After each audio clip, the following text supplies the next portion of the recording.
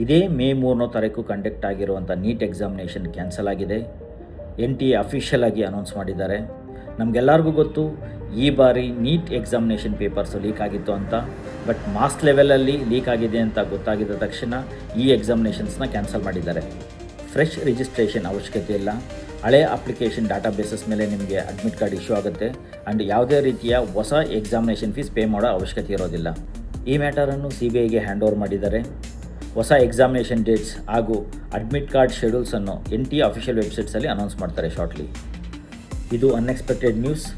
Students, ನೀವು ಎಷ್ಟು ಕಷ್ಟ ಬಿದ್ದು ಹಗಲು ರಾತ್ರಿ ಓದಿ ಈ ಎಕ್ಸಾಮಿನೇಷನ್ಗೆ ಪ್ರಿಪೇರ್ ಆಗಿದ್ರಿ ಅಂತ ನನಗೆ ಗೊತ್ತು. ಡೋಂಟ್ ವರಿ, ಡಿಸಪಾಯಿಂಟ್ ಆಗೋಕ್ಕೆ ಹೋಗಬೇಡಿ. ಇದೇ ರೀತಿಯಲ್ಲಿ ಮತ್ತೆ ಎಕ್ಸಾಮಿನೇಷನ್ಸ್ಗೆ ಅಟೆಂಡ್ ಆಗಿ ಒಳ್ಳೆ ಮಾರ್ಕ್ಸ್ ಸ್ಕೋರ್ ಮಾಡಬೇಕಾಗುತ್ತೆ. ನಿಮ್ಮ ತಂದೆ ತಾಯಿ ನಿಮ್ಮನ್ನು ಡಾಕ್ಟರ್ ಮಾಡಬೇಕು ಅಂತಿರುವ ಕನಸನ್ನ ನನಸು ಮಾಡಬೇಕಂತ ಹೇಳಿದ್ರೆ ಮತ್ತೊಮ್ಮೆ ನೀವು ಎಕ್ಸಾಮಿನೇಷನ್ಸ್ ಅಟೆಂಡ್ ಮಾಡಿ ಒಳ್ಳೆ ಮಾರ್ಕ್ಸ್ ಸ್ಕೋರ್ ಮಾಡಿ. ಹೊಸ ಎಕ್ಸಾಮಿನೇಷನ್ ಡೇಟ್ಸ್ ಅಪ್ಡೇಟ್ ಬಂದಿದ ತಕ್ಷಣ ತಮಗೆ ಆ ಮಾಹಿತಿಯನ್ನು ಇನ್ಫಾರ್ಮ್ ಮಾಡ್ತೀವಿ. ಅಲ್ಲಿವರೆಗೂ B preparing for the examination. All the best students.